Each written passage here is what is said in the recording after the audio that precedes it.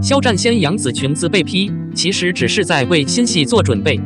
微博之夜正在升温，艺人风采之外，肖战为杨紫打造的裙装也称霸了热搜和话题榜。然而，一直稳居榜单第1位的肖战，这次却因为彬彬有礼的性格被大众唾弃。虽然肖战被网友嘲讽恶心，但我觉得他是在刻意恭敬。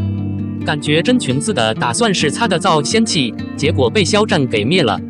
事实上，两人如此合作的动机，只是因为即将播出的《满足指导到我生命尽头》的强度过大，理由是句话在即。看了之前的晚会，我发现肖战的举止肯定是有目的性的，但实际上他的举止很正派。他上前和杨紫打交道，根本就是以两人的新剧要开播为由。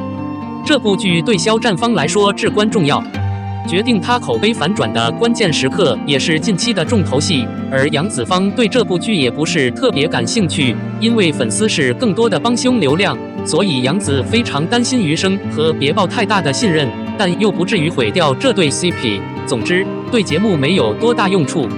然而，对于电视剧的制作方来说，两人能够紧追不舍已经很棒了。这种热闹不是没完没了，正好可以为新剧的预热埋下伏笔。粉丝呼声再高，也是新节目的能量。而对于肖战来说，这波任务的涌入，却让一大批粉丝流失了。看到他这种舔狗的行为，很多他和王一博的 CP 粉都跑向了王一博，所以这次掀裙事件并没有影响到肖战。多么成功！看到杨紫和肖战在观众面前的合作还是很精彩的，两人之间的 CP 感其实是存在的。帅哥美女的组合吸引了无数人潮，也从根本上扩大了节目的传播范围。杨紫方会不会帮忙宣传，简直不好说。总而言之，他的粉丝和吴亦凡的粉丝之前对粉丝身份有过激烈的挑战，所以一般情况下，他们都不愿意再出现类似的混淆。玉骨遥里的配角要慎重考虑，一个和龚俊合作过，另外2个和杨紫合作过。肖战、任民主演的大范围穿搭秀《玉骨遥》自开播以来就备受关注，成为圈内引爆的作品。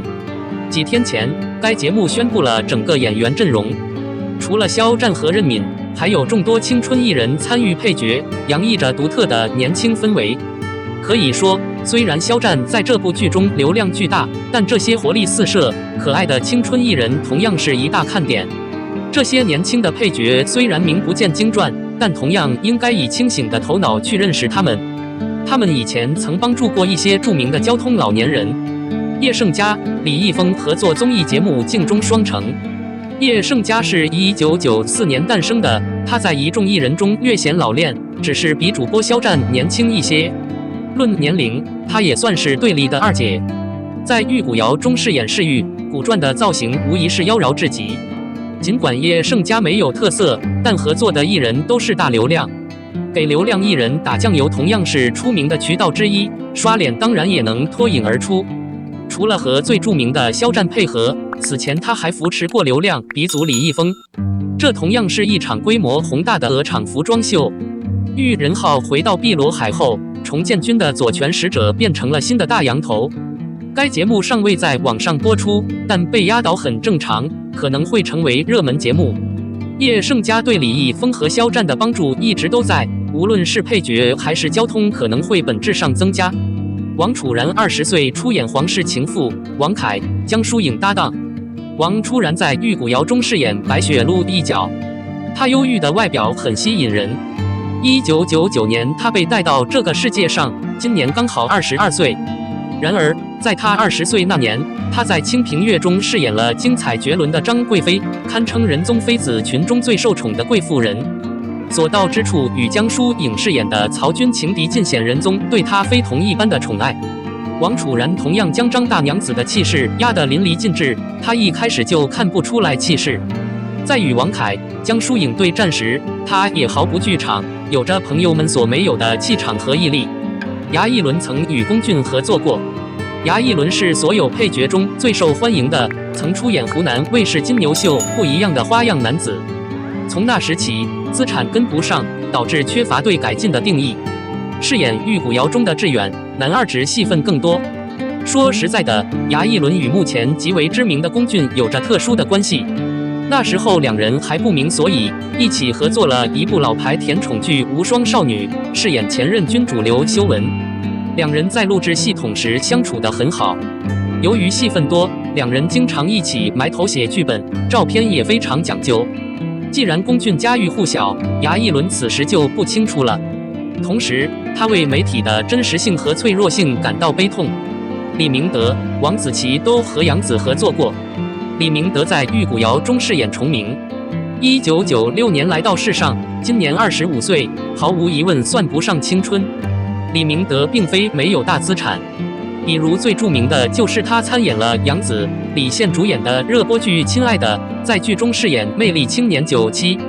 他在剧中频频攻击杨紫，对每一个婚嫁姐姐大吼大叫，让杨紫分外羞涩。这部剧的火爆也让李明德有了一点知名度。可惜没有后续作品，导致不断失败，没有进步。相信通过《玉骨遥》的传播，他的名气会更上一层楼。王子奇在《玉骨遥》中饰演青团，1996年又被带入了这个世界。他同样帮助过杨紫，不是在影视剧上，而是在舞台剧上。在《魅力刑侦剧集《白蛇传》中，王子奇饰演飞来客，在故事中饰演安君君一角，是副线不是主线，戏份也不多。杨紫在里面饰演白素贞，两人瞬间相遇。反正杨紫应该对王子奇没什么印象，因为同时期的观众还是鱼龙混杂的多。02，李沁是不争不抢的艺人，演技一直在进步，很喜欢她的素质课。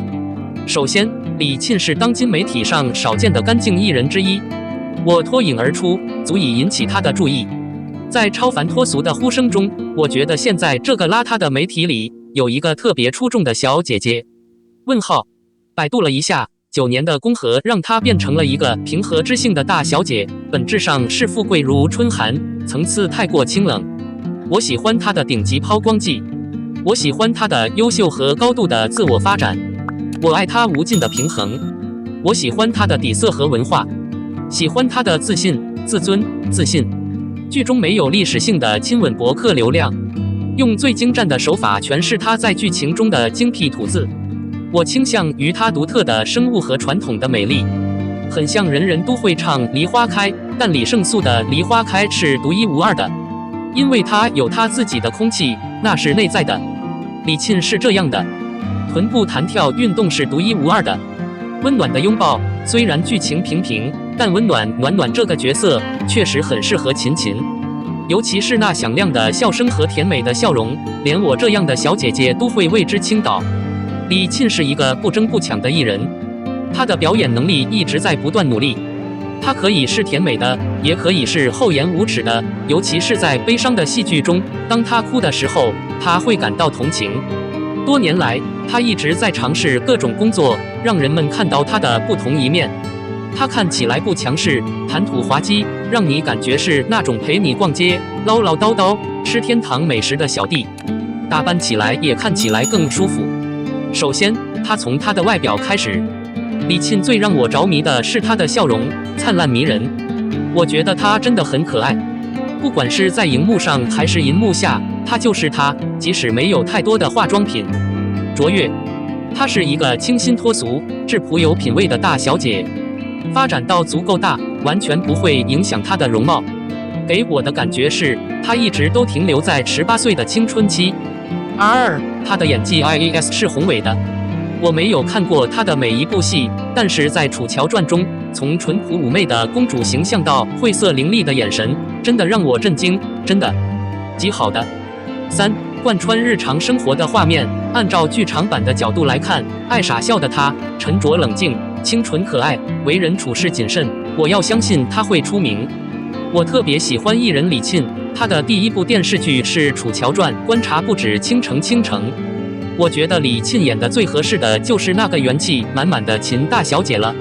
看到媒体晒出的独门绝技和李沁的合照，发现李沁最合理的晋升姿态就是元气满满的秦大小姐。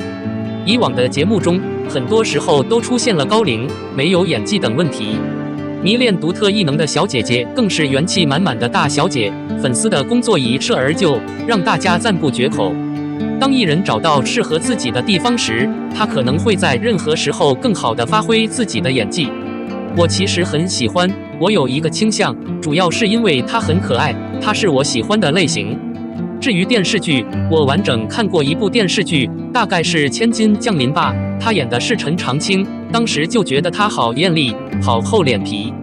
去年重看了2集，觉得陈长青的人品太蠢了。他爹带着心上人、心怀不轨的姑娘跟他生活了10几年，他看不出有什么异样，令人震惊。之后会考虑演戏圈等等，记忆不住，宁愿不回忆，索性认输。印象中他也演过《楚乔传》，反派女双元纯，我觉得她真的很美，但也很绝望。不过我没看电视剧，只是看了她的扣子。其实我当时一定要看老模特游人的股票，王大陆需要指定大奖，觉得自己拍他的富豪郎太没希望了，本质上是当做生意相关伤害。很显然，她还是很漂亮的。了不起的南哥，我没看过，但是看了很多吐槽。我说的一件事是，他在里面的表现并不可怕，但剧情可能有点误导了他和秦昊。他很想和那个演过护士、士兵的人在一起，结果他没有看，他跑出去看了吐槽片，很烂的片子。